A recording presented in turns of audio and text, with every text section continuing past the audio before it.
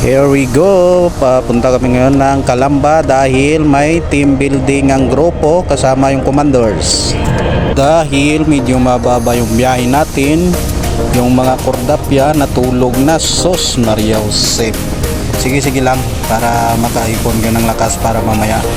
Siyempre hindi pa pauli yung poging-pogi nating driver. Wow, kahit ganun na yung sasakyan namin pero tumatakbo yan ng 120. Grabe, wakas nakarating na rin sa aming pupuntahan. At siyempre magkagayak na para ibaba yung mga panghanda natin para mamaya. Siyempre kami lang nauna ngayon, yung mamaya yung mga D-shift susundin ulit sila mamayang gabi pag out para medyo marami-rami kami para mag-start ang aming tawag nito, hindi ko alam, pong kaunting kasiyahan.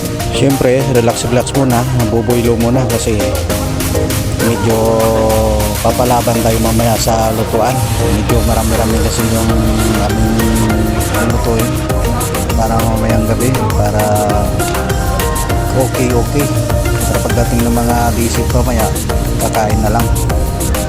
At syempre dito sa part na ito nag-iyaw na tayo, nag-iyaw ng babo ay medyo marami-rami ito.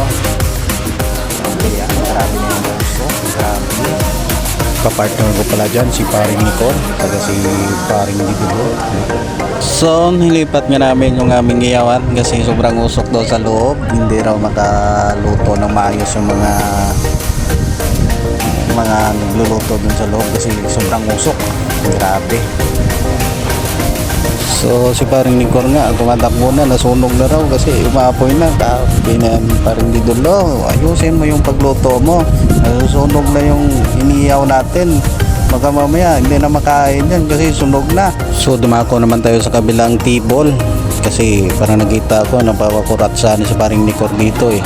Ayan o, grabe, bira na pa rin yan, birakor na dito. Papasilip na natin yung mga menu natin dito. Nagluluto dito sa Bukina si Comando. So andito tayo ngayon sa may kusina kung saan nagluluto yung commander natin. Siya kasi yung tagaluto ng mga menu nga dito. Si Maring Taganili. Kung bumira, mayroon tayong adobo, lumpia. Nagluluto niya si Mama Nagsalo. Yung taga-timpla natin si commander, si Sir Galina. Kaway mo na, sir. Diba? Kaway mo na. Yan ang commander namin, magaling magluto yan. Mayroon ba tayong dito taon ni Carla? Oops, pre, yung inihaw nating baboy parang hindi na mahihain yung mamaya, parang maubos na yung kadampot, pre. At sa kabilang banda si General nag-ahain daw ng kanyang masarap na dinakdakan. Yun ang sabi ni General, masarap daw yung mga dinakdakan ng mga Ilocano. Tingnan lang natin mamaya kung masarap na talaga yung General. Sana yun? Hinapon mo? Okay.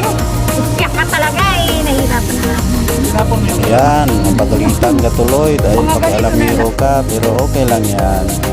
Kasi ito po yung malaman natin, nag-aanda sila ng yung mga, hindi ko alam kung ano tawag dito, yung mga burluloy na to.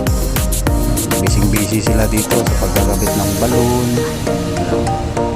Saka ewan ko kung anong ano to, hindi ko alam. Yung nakalagay dito is MSQ, yung nakalagay dyan. Kaya shout out sa inyo dyan, OG Bargas.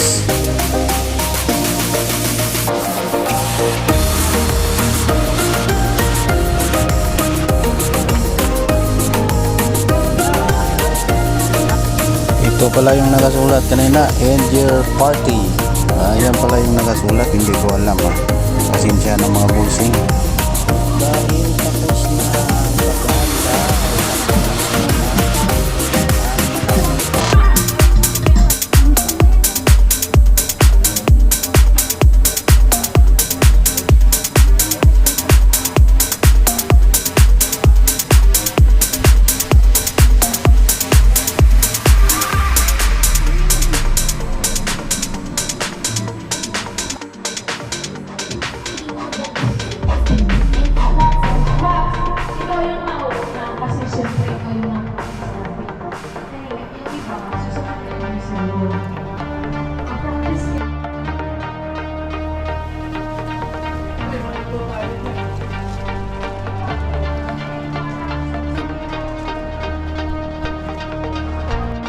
So dito sa part nito ay kainan na. Hindi ko na nakakuha na ng video yung pagdating ng mga pang day shift natin na sinundo pag out nila galing duty.